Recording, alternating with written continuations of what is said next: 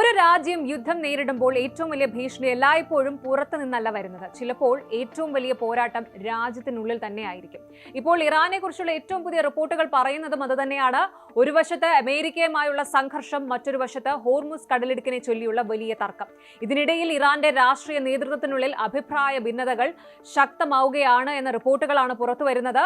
അതിൽ ഏറ്റവും കൂടുതൽ ചർച്ചയാകുന്ന പേര് മൊജ്തബ ഖമേനി. ഇറാന്റെ പരമോന്നത നേതാവായി ചുമതലയേറ്റ മൊജ്തബ ഖമേനിയും രാജ്യത്തിന്റെ പ്രസിഡന്റ് മസൂദ് പെസഷ്കിയാനും തമ്മിൽ അതിരൂക്ഷമായ അഭിപ്രായ വ്യത്യാസങ്ങളും അധികാര വടംവലിയും രൂക്ഷമായിരിക്കുകയാണ്. തനിക്ക് താല്പര്യമില്ലാത്ത കാര്യങ്ങളിൽ തീരുമാനമെടുത്താൽ ഞാൻ രാജിവെക്കുമെന്ന് നിരന്തരം ഭീഷണിപ്പെടുത്തിയിരുന്ന പെസഷ്കിയാനോട് ഒട്ടും സമയം കളയണ്ട, വേണമെങ്കിൽ ഇപ്പോൾ തന്നെ രാജിവെച്ച് പോയിക്കോളൂ, നിങ്ങളുടെ രാജി ഞാൻ സ്വീകരിക്കും എന്ന് മൊജ്തബ ഖമേനി അന്ത്യശാസനം നൽകിയെന്നാണ് ഏറ്റവും പുതിയ വിവരങ്ങൾ.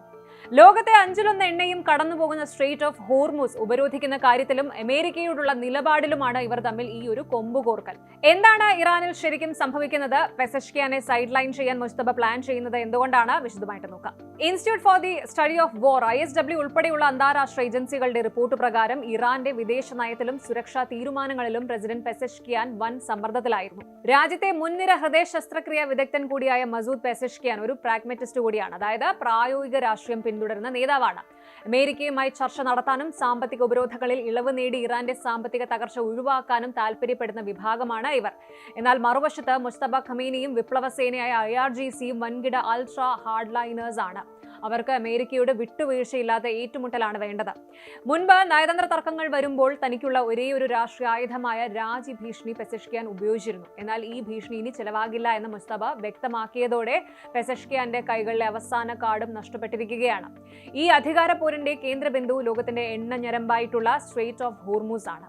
അൾട്രാ ഹാർഡ് ലൈനേഴ്സിന്റെ അഭിപ്രായത്തിൽ അമേരിക്കയ്ക്കെതിരെയും സഖ്യകക്ഷികൾക്കെതിരെയും പ്രയോഗിക്കാവുന്ന ഏറ്റവും വലിയ ബാർഗെയിനിങ് ചിപ്പ് സ്ട്രെയിറ്റ് ഓഫ് ഹോർമുസിലൂടെയുള്ള കപ്പൽ ഗതാഗതം തടയുകയോ ഇറാന്റെ പൂർണ്ണ നിയന്ത്രണത്തിലാക്കുകയോ ചെയ്യുക എന്നതാണ്. എന്നാൽ പെസഷ്കിയാനും മുൻ വിദേശകാര്യമന്ത്രി ജവാദ് സരീഫും അടങ്ങുന്ന വിഭാഗം ഇതിനെ ശക്തമായിട്ട് എതിർക്കുന്നു. സ്ട്രെയിറ്റ് ഓഫ് ഹോർമുസ് അടച്ചിടുകയോ ആഗോള എണ്ണ നീക്കം തടസ്സപ്പെടുത്തുകയോ ചെയ്താൽ ഇറാനെതിരായിട്ട് ചൈന ഉൾപ്പെടെയുള്ള സൗഹൃദ രാജ്യങ്ങൾ പോലും തിരിയാൻ ഇടയാകുമെന്ന് സരീഫ് പരസ്യമായിട്ട് താക്കീത് നൽകി. ഇത് ലോക രാജ്യങ്ങൾക്കിടയിൽ ഇറാനെ ഒറ്റപ്പെടുത്തുമെന്നാണ് പെസഷ്കിയാൻ ക്യാമ്പിന്റെ ഭയം. അച്ഛനായ ആയത്തുള്ള അലി ഖമേനിയുടെ നിര്യാണത്തിന് ശേഷം അധികാരം ഏറ്റെടുത്ത മൊജ്തബ ഖമേനി തുടക്കം മുതലേ കടുപ്പമേറിയ നിലപാടാണ് സ്വീകരിക്കുന്നത്. ഇറാന്റെ സുരക്ഷാ പ്രതിരോധ തീരുമാനങ്ങളിൽ നിന്ന് പെസഷ്കിയാൻ സർക്കാരിനെ മാറ്റി നിർത്തി IRGC കമാൻഡർ അഹമ്മദ് വാഹിദിക്കും സൈനിക ഉപദേഷ്ടാക്കൾക്കും പൂർണ്ണ സ്വാതന്ത്ര്യം നൽകാനാണ് മൊജ്തബ ശ്രമിക്കുന്നത്.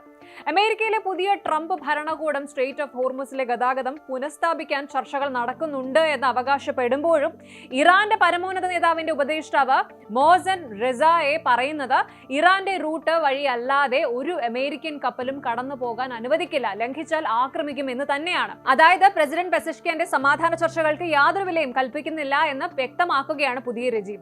ലേറ്റസ്റ്റ് അപ്ഡേറ്റുകൾ പരിശോധിക്കുകയാണെങ്കിൽ, ഒന്ന്, പെസഷ്കിയാന്റെ നയതന്ത്ര ശ്രമങ്ങൾക്ക് തടയിട്ടുകൊണ്ട് കടുത്ത സൈനിക നിലപാടുകളിലേക്ക് ഇറാൻ കടക്കുകയാണ് എന്ന് നയതന്ത്ര വിദഗ്ധർ ചൂണ്ടിക്കാണിക്കുന്നു.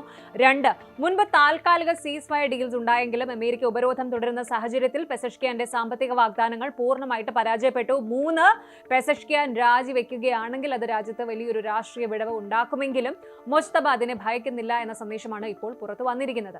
ഏറ്റവും പുതിയ റിപ്പോർട്ടുകൾ പ്രകാരം അമേരിക്ക വീണ്ടും ചർച്ചകൾക്ക് വാതിൽ തുറന്നിട്ടുണ്ട് എന്ന് പറയുമ്പോൾ ഇറാൻ അത് നിഷേധിച്ചിരിക്കുകയാണ്. അതേസമയം ഹോർമുസിനെ ചുറ്റുപറ്റിയുള്ള സമ്മർദ്ദ രാഷ്ട്രീയം തുടരുകയും ഇറാന്റെ ആഭ്യന്തര തീരുമാനമെടുക്കൽ രീതിയെക്കുറിച്ചുള്ള ചർച്ചകൾ ശക്തമാവുകയും ചെയ്യുന്നുണ്ട്. ഇക്കാര്യങ്ങളിൽ പല അവകാശവാദങ്ങൾക്കും ഇപ്പോഴും സ്വതന്ത്ര സ്ഥിരീകരണം ലഭിച്ചിട്ടില്ല.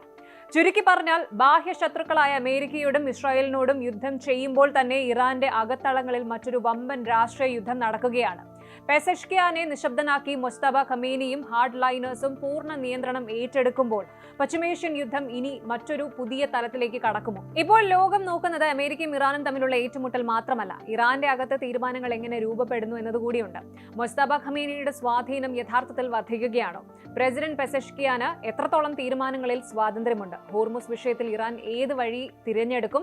ഈ ചോദ്യങ്ങൾക്കുള്ള ഉത്തരങ്ങളാണ് അടുത്ത ദിവസങ്ങളിൽ പശ്ചിമേഷ്യയുടെയും ആഗോള ഊർജ്ജ വിപണിയുടെയും രാഷ്ട്രീയ ദിശ നിർണ്ണയിക്കാൻ പോകുന്നത്. കൂടുതൽ വാർത്തകൾക്ക് News 18 Keralam YouTube channel subscribe ചെയ്യുക.